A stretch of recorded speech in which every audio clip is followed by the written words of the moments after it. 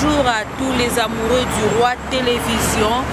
Pesibino Mbote Mingi de partout où vous êtes. Place nous Bozali, bonjour et bonsoir Nabino. Napesi Mbote, Nabatino Soto Balinga Jessica Dipo, Nabatino Soto Balinga Rangaite. À tous mes ennemis, en tout cas, je vous salue de près ou de loin.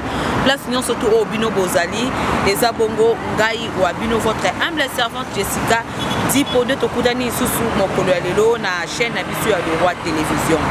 Nini tuyo kolobela lelo et na koleka bongo te sans pour autant na pesa bino na souhaiter bino ba meilleur vœu na bino nyonso tout na pesa bino ba bonne fête en tout cas bo fêter malamu bo fêter en Christ tous ala vraiment bo moko ndeka tozalaka total la paix chaîne na biso ya le roi télévision lelo toye na makambu ya sika. Quels sont makambu ya sika yango makambu ya sika ngo ezali toye na mwa différence mukie entre pays na biso Congo na les autres pays, pays étrangers. Tout le monde a commenté ce que les pays étrangers, ça les bouteilles en plastique.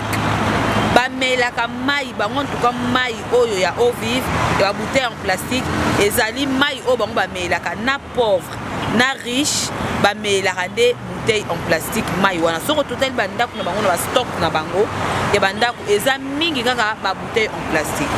Mais chose étonnante, tout le monde a bango toujours propre, tout le monde a venu na bango, boulevard na bango toujours propre. Mais à biso, tout le monde a salité, sachet, bouteille en plastique, maï kutu ba maï akala kolobate. Maï donc comment nango mutoroki au koti na kati au fandi na yo likolo au mituni na maï to na maï te. Pourquoi? To éviter et ça faute ya banane. Donc à qui la faute?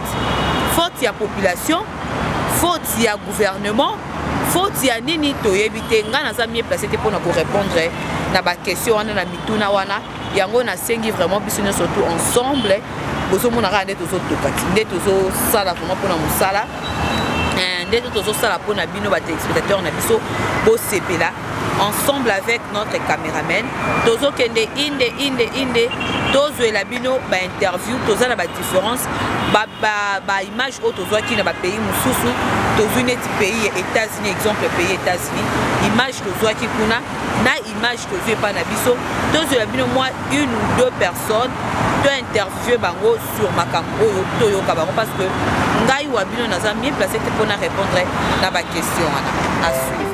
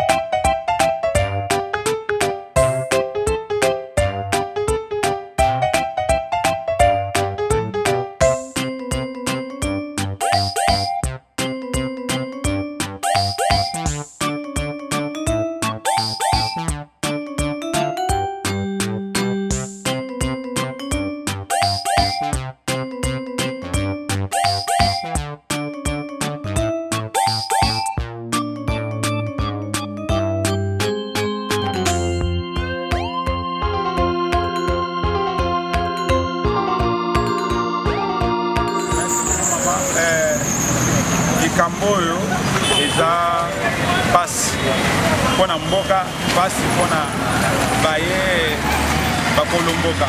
Donc ka ya biloko ka eza partagé, l'État aza na kati, peuple mpe baza na kati. Donc l'État il faut avoir précaution ndenge tomona bamboka mosusu. Donc na tokenda kuna te mais tozana bandeko bakendaka kuna. Exemple nakopesa ndeko na biso akenda Afrique du Sud ata na voiture, donc soko olie eloko obwakisa se na balabala, donc eza na bacaméra, eza na bato bazosurveille nzela. Donc ata olongwa oza déjà na niveau ya DGC kuna bakokanga yo bakoyebi so obwaki eloko place tel kende ozongisa kende ozo yango. Donc vous êtes obligé ya kozonga sanité na bino wana. Donc awa biso tozokipe te. Donc soko ata moto abwaki yango reproche ya koyebi so ke bon mboka ekobongaka lelo bongo yo ndeko bongisa mboka. L'État azomona ndenge sanité na mboka te, l'État azomona ndenge zaleza te. Donc tout d'abord tout d'abord peuple congolais tout d'abord baza tout d'abord inconscient na eloko oyo ezosalema awa. Soki yo moko ozwi conscience ya kobongisa place na yo na ndako na yo na lupango na yo ozwi salite oyo obwaki na nzela, ozwi mai ozosokola na lupango, ozwi tiyo ya mai ebimi na nzela. Donc eloko loba nini yo tout d'abord nde moto ya salite avant que bakonzi base la salité ndenge to baloba bakonzi bazomona te. Tout d'abord congolais moko il faut changer mentalité, so to changer mentalité bakongolais so ba changer mentalité mboka ekobonga. Donc il faut pour biloko ici là tout d'abord il faut aider à moto nyonso, donc moto nyonso a contribuer na eloko. Donc na ndenge nini azwi na ye salité wana abombi yango amoni pusu eleki pusu apesi moto apusu akenda kotia na foule bisika ba camion bazozwa salité wana moto ameli na ye kende na victoire wana. C'est dommage, kende na ville c'est dommage. Donc okota moto investe omoni moto aza responsable. Balobi ba bidon oyo nde to moni bakandisi bongo ba même bidon wana yango ekozongi ya bakosala biso esusu ba mai pe bakosala biso ba bidon ozomona wana nde biloko ozomona batekaka wana ba wile ba bidon ya wile ba nini bakisi ya bakisa bokoko ba bidon yango wana. Donc bayaka awa soki oye na tongo okuta ba jeune moko bazosokola yango bazokende koteka na bazikida kuna bakende kotala bakomi na kini. Donc nde bato bakozwa sikoyo bakaye batie ba wile batie banani nzambe bazosunga biso bakongole alingi biso, sinon ndenge tozwa ba épidémie ebele bakolera bamaladi ebele à cause ya biloko wana. Donc eza responsable ya l'État. L'État aza laissé aller okuta na nzela bato bazoteka na nzela na boulevard bato bazoteka l'État aza wana bazoyiba motu policier bato l'État aza wana bazosala eloko te. Tout d'abord l'État aza incapable ya koréaliser makambo. Merci beaucoup. Merci beaucoup maman. Makambo ya classique ezali mpona mboka gouvernement vraiment aza kozwa mboka na en charge parce que loko esengeli ntango bapoubele ezala lokola bapoubele ezali te ndenge batiaka place moko kobwakaka basalite wana ezobendaka batiaka yango congolais borespectaka yango te mais façon batielaka na motu moza okorespecte te parce que façon bakoki kotiela nini batieli balokotaka yango chaque jour chaque moment mutuka ezoleka ezolokota yango ezokende yango olokola sikoyo balokotaka te ekolala moto ameli mai lokola mpe partout ezali kaka leta bazosokipe na mboka oyo te partout omona boye balalisi abwaka kaka parce que soki leta alobaki ke apesi mibeko ke moto oyo surtout akamata atia ata molangi na se te nakandisi baobwaka te. Mais ntango lete ye moko nano le biso okomona okutani na moto moko oyo le biso aza bien policier bendeni akamati ameli abwaki yango boyo sikoyo okosala nini okobwaka kaka yango wana eza faute ya leta. Mboka pe eza salite parce que leta pe nayebi te mboka eza salite biso bakongolais tozokomisa mboka salite omeli obwaki po yebi ke bakokangala bango yo te parce que eza problème ya leta banda kosimbela biso filme mpona kozwa kopete na yo eza filme te mais ezali kopesa mobeko lokola bapesa eloko mobeko te 21 heure moto atambola te nakasi malgré tout eza bongo mais bato bazorespecte bolelo oyo soki ekomi lokola bapesa mobeko so bobi moto babokanga yo est ce que bato baboma bato en plein air mais lokola leta apesi azopesa mobeko nango te yango wana moto nyonso to mboko eza ya moto nyonso yo koya na balabala oyo bana moto okwaki mpo na nini ese mboko oyo yo oza leta. Merci beaucoup. Voilà nos très chers téléspectateurs. Voilà, j'espère que vous avez une image ensemble avec toute l'équipe du Roi Télévision. touti kolakisa bino comment est-ce que tozwi na sendwe kalamu wana ya sendwe. J'espère que Congolais nyonso tu bayebi yango, bana poto pe baya pe boye bayebi yango. Tolakisi bino lisusu image ya Première Rue na juste côté hôpital ya HJ. Donc bomoni comment est-ce que ba bouteille en plastique, hein, ya on de tout ba bouteille en plastique ezali ko bebisa au Canada, ezali ko bebisa ba avenue na biso, eza ko bebisa ba boulevard ba France na biso. Donc c'est un peu ça.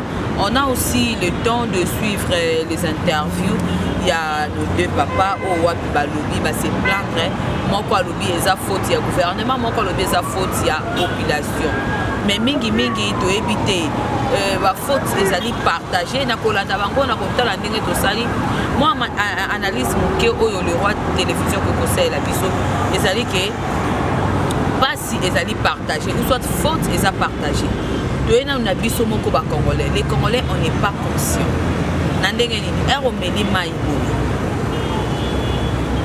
sort na ya bidon oyo ekozala wapi. Conscience na yo Congolais, il faut esala ki na meni mai na silisi bouteille oyo tellement que ça usage unique na silisi nango, je dois le mettre dans la poubelle et non dans la rue, et non na mai moko quelconque, et non na place moko songolo pakala. Non, on doit les mettre, sa place est dans la poubelle, au bois qui est dans la poubelle. Ce qui recommande en andao. Il y a aussi des gens ok, ata simi papier, simi plastique na yeso kasi si kombele là, ako kende ko bois kayango tinanda ku place akokoma. Vous voyez? Mais il y a d'autres Congolais qui ne sont pas conscients, qui sont, je sais pas moi, inconscients. Akomela eloko azwa bois qui na e to lati papa nenga lobi papa bien fini si je me trompe pas a lobi bien que non o remeka ko reprocher a ebiso ngande mutu na kobongisa mboka oyo ngande leta ngande na banda kobongisa ngo. Vous voyez? Or mboka oyo po bomba ezosenga conscience ya ngai na ya yo omeli eloko omoni ke sachet na koboka awa te plastique na koboka awa te parce que ndenge ezovanda bongo nete vai na ba mai bongo. Pembeni ya mai ya kalamu wana, il y a deux maisons, il y a des gens qui vivent là-bas.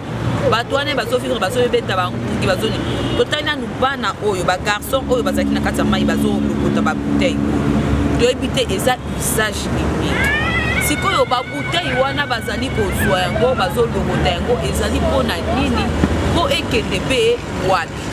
Papa lobi na biso ba misusu batekela kango ba huile, ba misusu batekela kango ba kisi ya bokoko.